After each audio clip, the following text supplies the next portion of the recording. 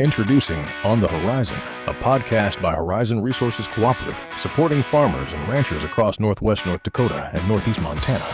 Join host Levi Hall as he engages with agronomy experts, grain traders, and community leaders, sharing insights to help you make confident, informed decisions for your operations. From market trends to practical advice, we bring you the conversations that matter. Horizon Resources, solutions for your success. Welcome back to another episode. This week we have Ethan Klunt, Senior Grain Merchandiser for Horizon Resources, on the podcast. And Ethan and I do a little bit of a pre-harvest market update. Talk a little bit about some crop conditions like we did with Audrey, and a little bit about what we're hearing. Lots of unknowns in the market right now, so happy to unpack and give you guys a little bit of insight in what we're looking at. If you have any questions about anything we talked about on the podcast, give Ethan a call at the Grain Division office. He's more than happy to walk you through any of our thought processes right now. And if you have to make harvest plans, you're not sure what you're going to do, give Ethan a call. The staff is more than willing to work with you and excited to help you out. 701-774-0228. Enjoy the show. Your engine needs premium diesel fuel that works as hard as you do. Cenex premium diesel fuels are precisely formulated for maximum filterability and biostability to keep contaminants from damaging filters, pumps, and injectors, so your engine runs cleaner, stronger, and longer. Cenex Roadmaster XL, Cenex Ruby Fieldmaster. Better fuels for better performance, period. Welcome back to another episode of On the Horizon. This week, we have Ethan Klunt. Ethan, you and I were just talking. It's been a little while since you've been on here. A little rusty. Yeah. Well, our grain division, the senior merchandiser in our grain division, you've been with us for nearly 2 years now. We were joking that, the reason you haven't been on for a while is because we were afraid you'd tank ratings because the prices haven't been working in our favor. No, they have not. So, we talked a little bit on the episode a couple weeks ago with Audrey Carlisle about some of the crop conditions and stuff. I want to get into what we're seeing in the markets here as we prep for harvest. It's coming. It's going to be here really soon, earlier than normal is what I'm kind of hearing from some guys. So let's talk a little bit. Let's start with Durum. It's our main handle. And let's talk a little bit about what you're hearing and what you're seeing from the area. I'm going to do a little bit of a crop tour here this week. So hopefully next week we'll have a little bit more intel, but you're hearing from other people, from some of our industry connections. What are you hearing? Yeah. So like this week, there's some that we've been doing business with that are doing some crop tours this week. Some of the early reports on the Montana side, they're seeing 20 to 30 bushel acre crops.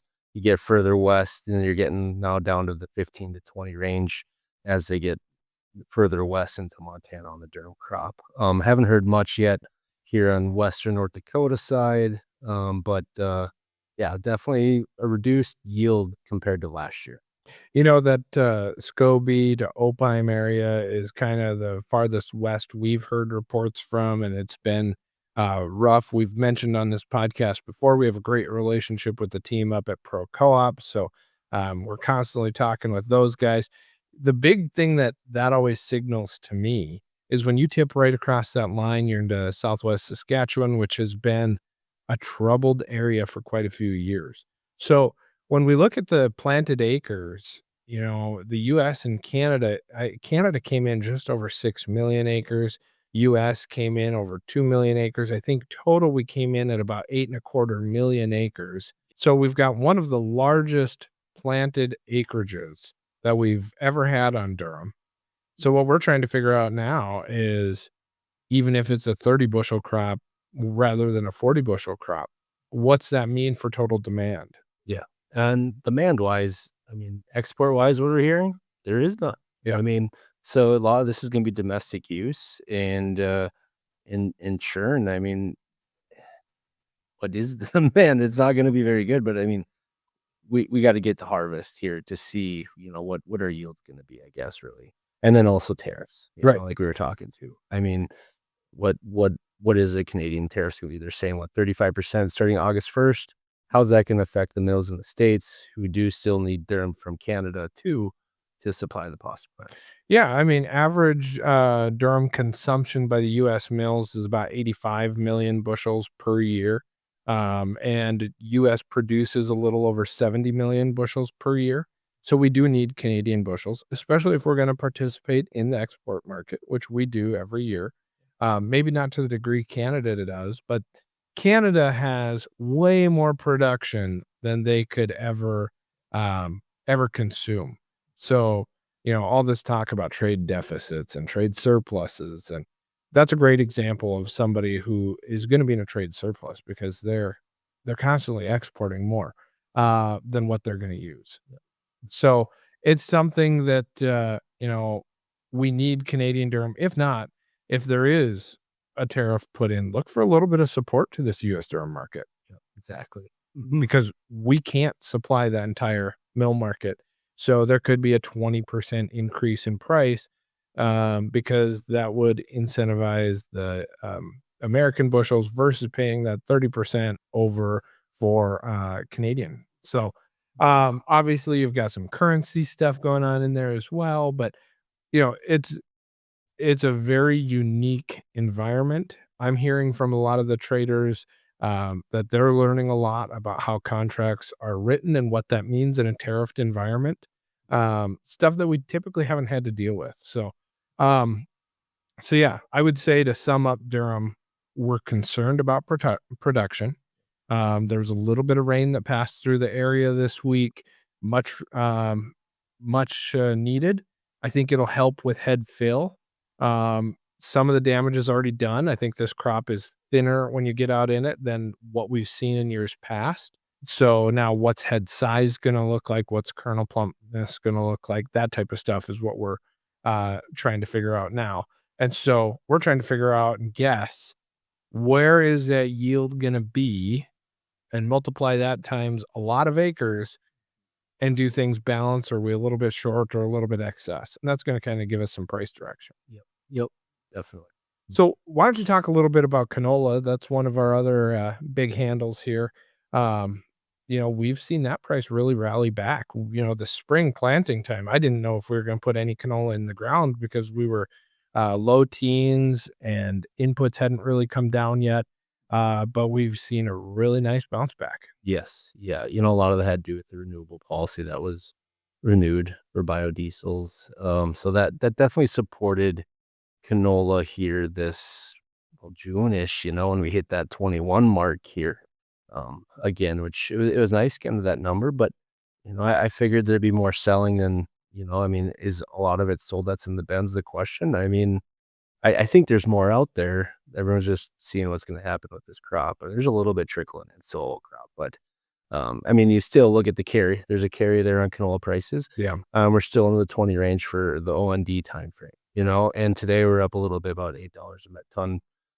So there's still some support there. And, the Canadian drought monitor map came out today, which is, Canada's about 15 days behind. It was the end of June.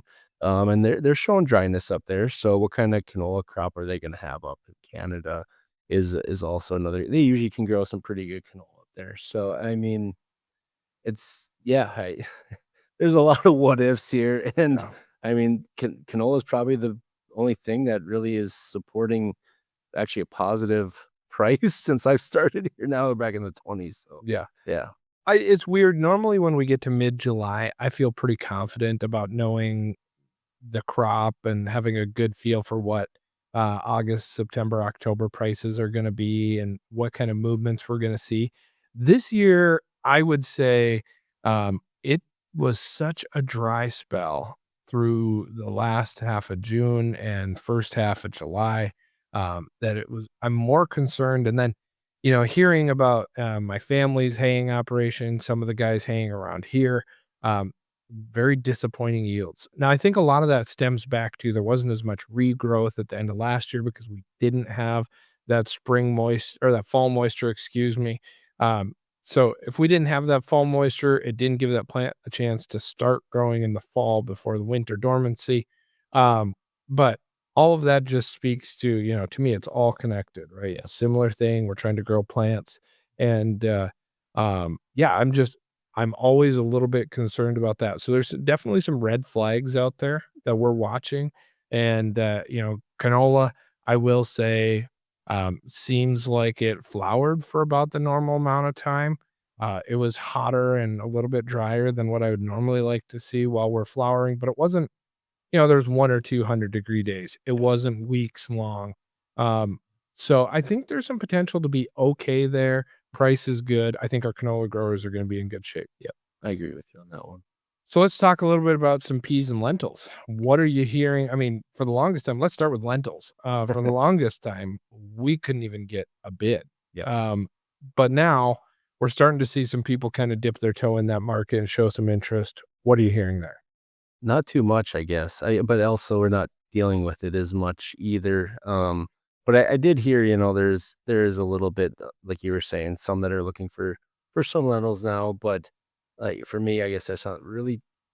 There's a lot of lentils out there. I know that. So price is definitely not going to be like it was last year, I feel. Yeah. As there's just too much out there. Supply is definitely there. Everyone's holding on to wait for that price to come back, and that could be a few years. I feel. Yeah, I think the lentil price is there, like you said, there's a ton of bushels that are going to be out there because the acres were way up. So definitely watching that. We've had some interest. I've had a few buyers call me about lentils, asking some questions about what we could do if we would have the capabilities to handle them here. We're not really set up great for lentils, so it's a market we would like to do more of, but it's a really tricky one for us to get too involved in. So that being said, I mean, we are always looking at it and trying to help our growers out, but I think that we've got some stability here at these price levels, in the 20s. I don't know. I was pretty certain we were going to dip into the teens. I think we're going to avoid that for another year, but I'm cautious to say that because it is going to be a flooded market, if you will. Yes, for sure. So yellow peas, let's talk a little bit about those, Ethan. Yeah, so I mean, we got a little bit of old crop still coming in. We're about 6.25 for yellow peas. I feel coming into harvest, that price will definitely dip a little bit more, and then after harvest, it like it did last year. I think there'll be a pea crop out there. I know on the Montana side, it'll definitely be down.